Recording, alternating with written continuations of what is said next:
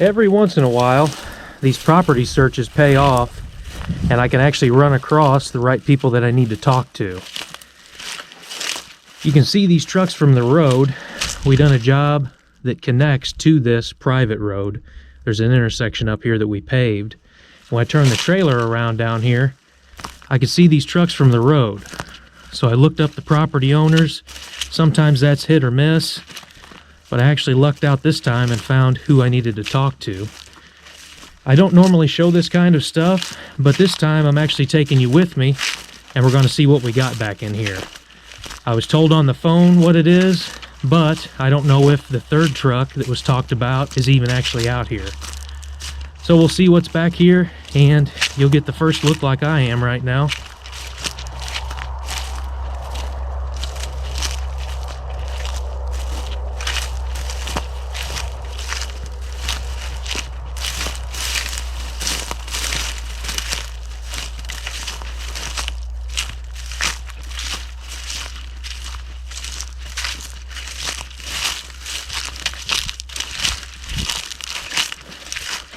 Well, as of the moment, I can only see 2 trucks instead of 3.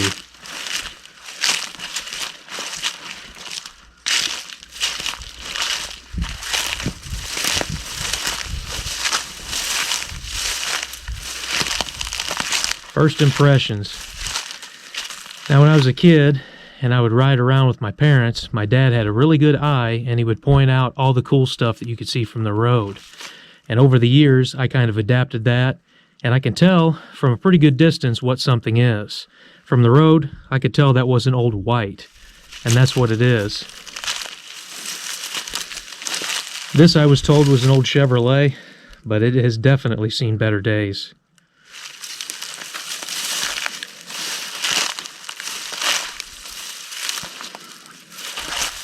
Didn't realize sorry about the crunching noise of all the brush. I didn't realize the cab was smashed completely on this one. The owner over the phone told me that he put an extra axle on the back. Just a tag axle. You can see the original one here. That's just a tag axle behind. This old white, sadly, is in really rough shape. I thought the frame actually was on the truck still and wasn't cut in half, but unfortunately, you can see back here, frame's been chopped.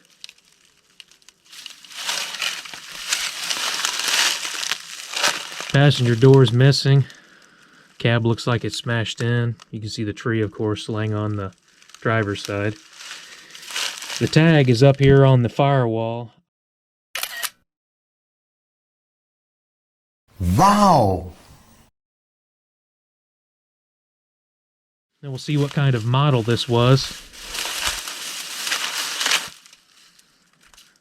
That's a shame. Can't tell if the front bumper at one time was for counterweight or if it was some kind of toolbox.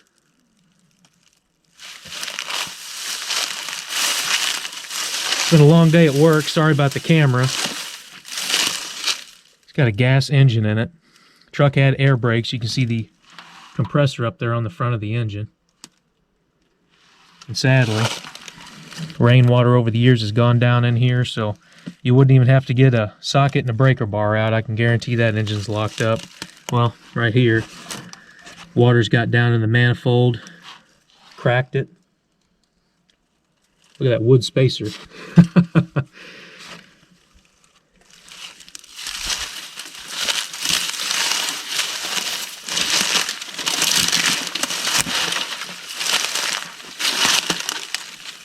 You always got to be careful about this kind of stuff. Some kind of animal living down in there. That fuel tank's got so much water in it over the years, it's completely swelled out and busted. Believe it or not, the glass in the gauges appears to be intact.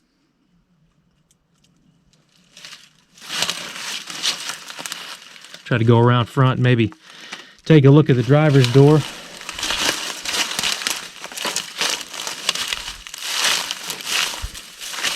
I don't really want to have cuts to this video. It's more proof that I came out here and didn't throw a rock through the window or something. That's a real shame. That door's crushed at the bottom. And what's even more of a bummer, this was a 39 Chevy, I think that I was told on the phone. He said there was a 37 Chevy Wrecker out here with a Holmes bed.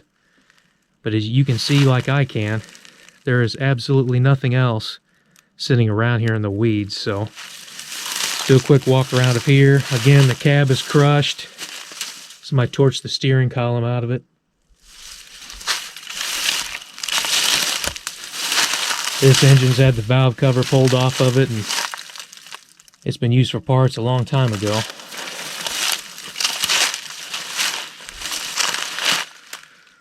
You got to respect the ingenuity of people. He told me he needed a dump truck, and he built this one just to use on his farm. It never went on any public roads.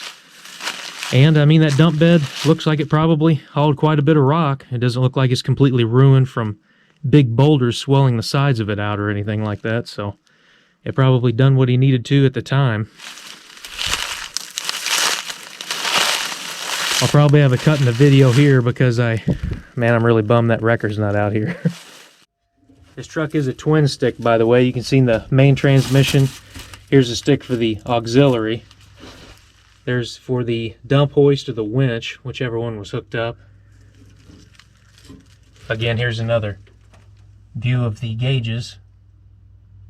But this poor cab is in pretty rough shape. Got a composite panel on the back just like my white Mustang does.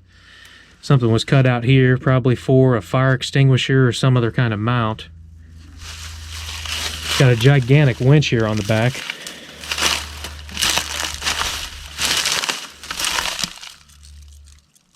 Garwood Industries, Detroit.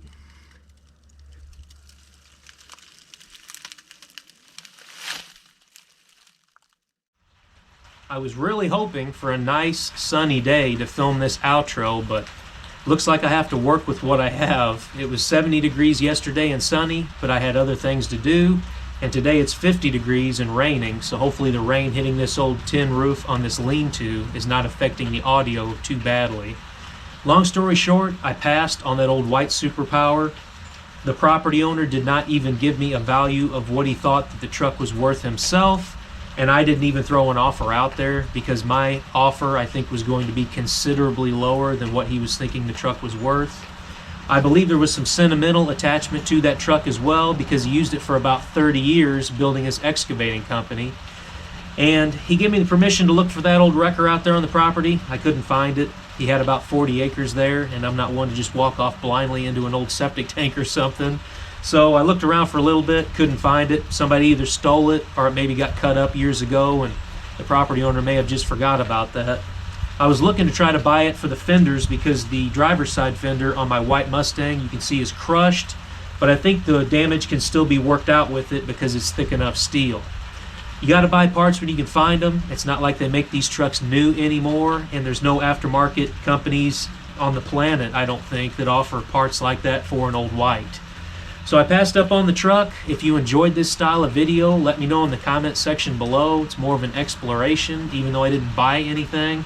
This wasn't something that was listed on Facebook Marketplace or Craigslist. I actually found this truck myself with my old-fashioned Columbo detective skills, you might say. But anyways, there's a lot of stuff that's been filmed. I just need to edit and get out for you all to watch. I was hoping, like I said, to film an outro on a nice sunny day.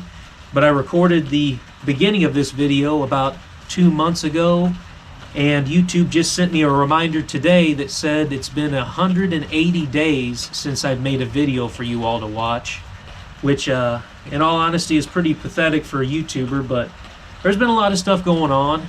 I cleaned up the property quite a bit. I've got a huge winch bumper to put on the front of my second-gen Dodge Cummins.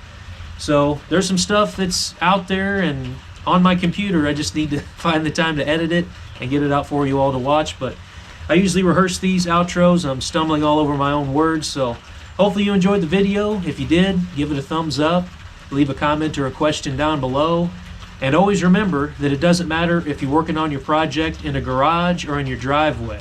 What matters is that you go out there, you do the job yourself, and you learn more about your project, whatever project you may have.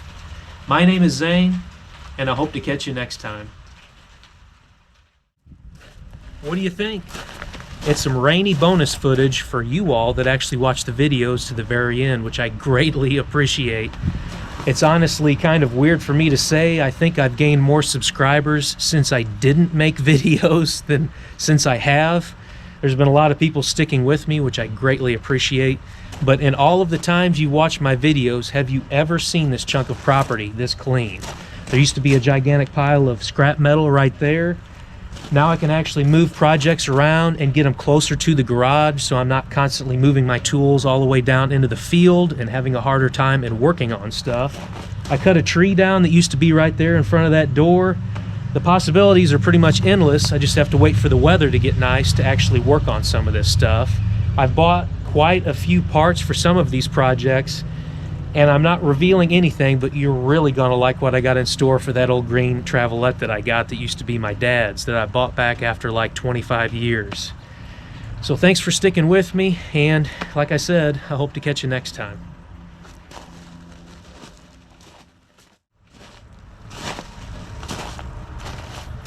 One more thing while I'm thinking about it. I may or may not have bought more projects. I'm sorry. I couldn't resist.